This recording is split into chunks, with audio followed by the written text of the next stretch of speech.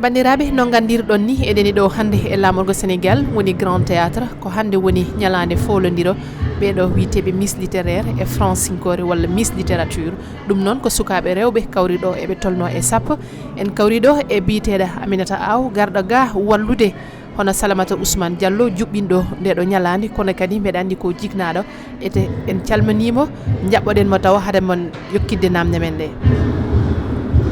Mi salmitima bingelam mi juurimama salmini kadi dental fulɓe kala e kuuɓal en goppani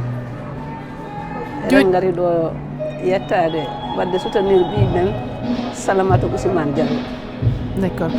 Salamata ñalande nde yekkiti nde ko nde wande fayida saabu hande ina yiya sukaɓe ɓe ko yogo e mabɓe wona ni foof kono kam ko heewi e mabɓe ino mbasi teddinde bindol kono kadi e jangde an hande holko mbawɗa haalde e gonka sukaɓe ɓe hande e sattede mabɓe bindol e jangde. Min mbami haalde hen tan ko sukaɓe ɓe yooɓe tinno ɓe jangga ñalawmaji ɗi gonɗen ɗi e aduna mo gonɗen hande o kala mo janggani a wawa firtude hoorema haydara so kadi pirtana jinnaɓe maɗa jangde kadi ene waɗi nafoore e innama aade saabu jangde ko kañum rokkata ma hunde foof guila e ɓurano o ha e tubankaranga kala ka janggani hen a wawa naftorade ko gongo jangde ko famɗa suura heewa lammine ko noon Pulaar wi joni onon jignaɓe ɓe holno mbaɗaton hande ha ɗofton sukaɓe e nder galleji ɗi haaɓe mbawa wattude hakkillaji mabɓe e tigui jangde nde marmaɓe pirtoye jangga no mbiruɗa ni. sona muñande ɓesgu ma sa haasi a jibini a muñanto ɓesgu ma kadi ƴeewa kadi ko yiiɗi ko kadi so tawi kadi ene wawi jibinande ɗum gartam janggo balla ɗum jagga ɗum ballira ɗum ha wawa ko jiiɗoto ko ha wawa naftorade waɓeno Salamata Ousmane Diallo ina kaani wiyede wawgor ko jolfuɓe mbiyata ko kono kadi eɓe kaani yettede e pellite mbaɗe hono ni gam wallude ɓeɗo sukaɓe ɓe gartira hakkillaji mabɓe kadi ɓe tinno e jangde mabɓe nde saabu ko ɗum woni gonga o. eyyi machallah Salamata Ousmane Diallo emin duwani ɗum ko adi foof ko ɓiɗɗo moƴƴuɗo ko ɓiɗɗo jiɗɗo jinnaɓe mum ko cuurɗo jinnaɓe muɗum kadi machallah Salamata Ousmane Diallo ko ɗo jibina ko ɗo mawni no jinnaɓe makko jibinirani ɗo mawni ko noon min jibinira ko noon min maw kono ene watti haqqille e culture muɗum ene watti haqqille eko woni ko. Seydi Aw mi yettima no fewi a jarama vraiment minenne min jetti Pulago foof no fotiri mi yettima anne mi salminima mi juurimama mi salmini Fuutankoɓe kala ɓiɗɗo pullo tan mbiye wo mbimi e mbimami fof salminama juurama ñaganama moƴƴere Allah emin mbiya kadi ko waɗata ko min ñaagui hen duwaw nde Allah wallatama walla ɓiɓɓe julɓe kala de walla jokkoɓe en jarama no jarama fewi. merci beaucoup tedduɓe heeɗiɓe RFI Fulfulde ha tengtinon kadi heɗotoɓe taskara men lawol gandal enedi ha joni en jokkat yewtere men caggal nde kalɗen ɗo holko addi ñalande hande nde siko teddinde sukaɓe rewɓe tengtuɓe heptinaɓe e nder wallifaku en jaɓoɗo ɗo Raby Seydou Diallo kankone o ari e ñalande nde ɗo hande. Seydou Diallo mi salminima. Mi salminima Oumel Tall. hande ina haale haala littérature français wiyata ko sukaɓe rewɓe hewɓe ko kamɓe teddinteɗo hande gonga ni ko goto jogori e folde walla ɗiɗo kono kam ko maɓe gon sappo hande heptinaɓe to banggue bindol e jangde an holko kadi ko teska ko woni sukaɓe rewɓe ɓe bindi mabɓe jangde mabɓe ina ngakki ina satti oɗo saaha cikkuɗa an holko saabi ɗum e hol beele ndeɗo ñalande ne wawi safrude ɗum. mino vraiment ñalande hande nde mbiɗo welti hen par ce que min gardumi ɗo henna ko en tant que écrivaine par ce que mi windi livre goto ina wiye saison de femme mais mbiɗan ɗo henna aussi en tant que ambassadrice concours o Miss Littérature par ce que justement no mbiruɗa ni yimɓe teskitima hankkadi sukaɓe hewɓe wona rewɓe wona worɓe natti bindude ɓe kewani aussi lirde donc janggude defte sabi ɗum ko réseaux sociaux ko wiyete réseaux sociaux ji ko koko naate e adunaji mabɓe no fewi no fewi no fewi donc koye téléphone aji tan ɓe gonata eɓe jaaha e ko wiyete réseaux sociaux ha ɓe jejjita kamɓene wonko ɓe poti addude comme création et ko fate littérature. Donc concours littérature oɗo hayso ko change ta fofof ma wat quand même ko addi ko honno genre attention waɗata porter et littérature. Donc ma wat feere so tawi sukaɓe ɓeɗo ganduɗa quand même ɓe timmino presque capan tati non temet tati ina uste présélection etc ha ɓe jette sappo. Donc yimɓe mbawi dañde espoir. Donc enen mbawi yakorade que concours Miss littérature mo ganduɗa ko hikka waɗa darnaɗo e Sénégal so rewi lawol sukaɓe rewɓe ma vraiment gandu aussi que hayso ko Miss science ina woodi, Miss beauté ko wiyete Miss beauté d'habitude ko ina woodi, Miss littérature aussi hankadi naati e Sénégal te ari ɗo henne ko pour vraiment wadde permettre sukaɓe rewɓe mbawa vraiment jogade aussi ko mbiyatmi leur propre combat. Donc ɓe darno koye maɓɓe ɓe kaala ko ganduɗa ko ɗum ɗon woni vraiment disons leur lot. Joni a fammini joni saabu jinnomami namnade ɓayde mbiɗan ka ambassadeur ñalande hande nde woni kawguel Miss littérature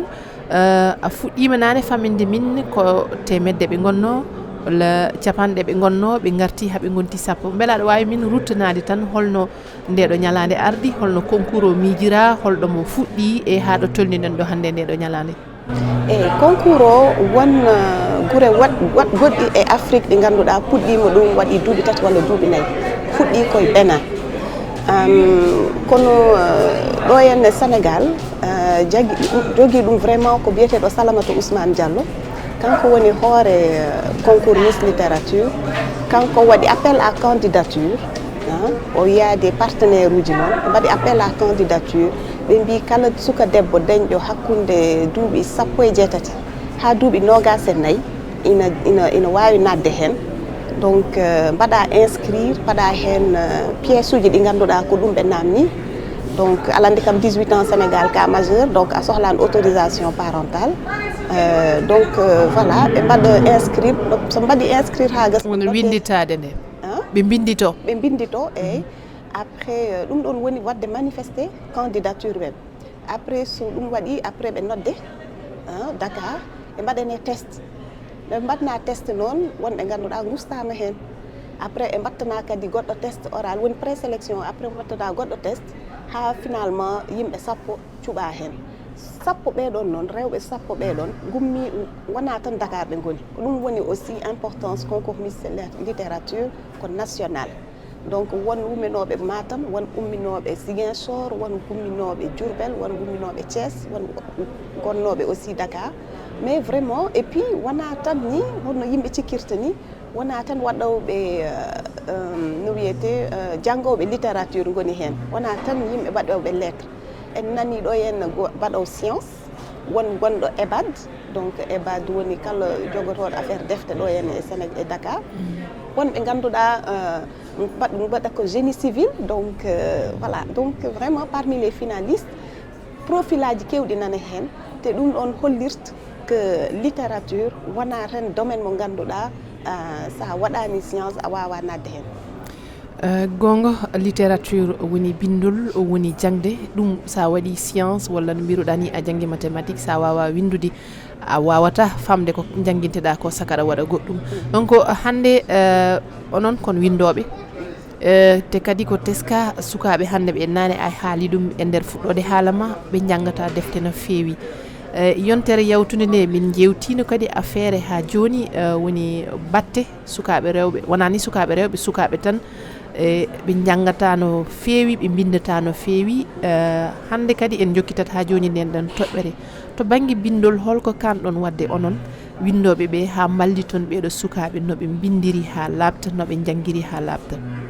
Honno ɗiɗo genre événement ji Miss littérature c'est à perpétuer, c'est-à-dire hikka fuɗɗi kono fotani darade hikka. Il faut vraiment intéresser partenaire uji kewɗi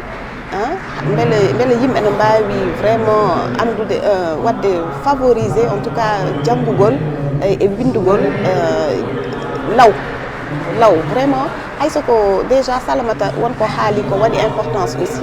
o wi hikka ɓe puɗɗiri ko 18 ans par ce que ko nden cukalel nge wonata majeur mais ina wawi ɓe gusta duuɓi ɗi par ce que ɓe teskitima aussi won hewɓe ɓe ganduɗa keɓano taw duuɓi 17 te ɓe jinno jeyede hen donc parfois sukaɓe men ɓe aussi il faut que ɓe ganda eɓe mbawi heɗede par ce que wonko ɓe bindata wona tan wonko haalate walla e youtube aji walla e no wiyete réel uji walla des courtes vidéos sur tiktok ɗum ɗon pour mino ko éphémère heddotako kono sa windi ina heddo donc ko plaidoyer o foti waɗede beele sukaɓe men wona worɓe wona rewɓe vraiment totta fayida kala ko ganduɗa ina winde par ce que ko sa windi tan heddot ko duuti donc te sa windi ko ganduɗa an ko ɗum miijiɗa walla ko ni jiiruɗa hoorema walla ko ni ɗo poɗɗa nawde hoorema hawnaki ɓe ganduɗa mbayi ko hono ma ni sukaɓe ma sukaɓe ɓe ganduɗa onon gondi taarinde moon en tout cas ɓe mbawa jokkodirde mbawon wadde dañde no wiyete un destin comme ça dal jaadon gandon holko tahi on ummade ha jettoɗon toon ensemble waɗi fayida donc ɗo gonɗen ɗo eɗen gandi banggue jiknaɓe ɓe nane min jaɓɓima ɗo jiknaɗo goto no fammini kamɓenene koɓe kaani wadde to galleji to nde wonno jangde wona tan toon to duuɗi jangguirɗe ɗe ko guila e beddaji ɗi ko guila e galleji ɗi ha toon wattodiro toon to duuɗi jangguirɗe ɗe hande Salamata pellital ngal ƴettingal a haali eɗen ɗamani walla eɗen duwi yo waɗ hitande kala kono beela Sénégal hande leydi manine Sénégal ina daari darde gam wallidde ɓeɗo sukaɓe rewɓe e ñalawmaji mbaɗi ni eyyi min de pour min o oɗo pellital koko waɗi tellement important que autorité ji ɗi so nannama hen no fewi maɓe jii hen koye men hayso ko wona e bindugol français tan ina wawi continude waɗa bindugol pular walla bindugol wolof walla bindugol ganduɗa ko en tout cas koye no wiyete mono foof e konngol mum donc Sénégal ina jogui on richesse eɗen foof français woni langue men officielle ɗum ɗon tahi sukaɓe ɗo bindi ko en français kono quand même enen jogui alphabétisation mo ganduɗa ina foori ina jogui fayida